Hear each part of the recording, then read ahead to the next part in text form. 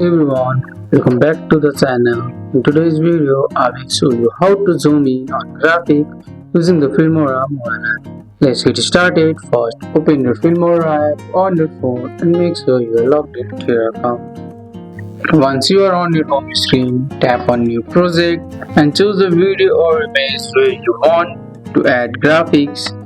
Just tap Import. After that, tap on sticker or overlay from the bottom toolbar to add a graphic. You can use built-in graphics or import your own. Just tap on sticker, choose one and it will appear on your video timeline. Just choose one. Now tap on the graphic in the timeline. You will see white box around it in the preview window. Just tap on it. Here you can see a white box.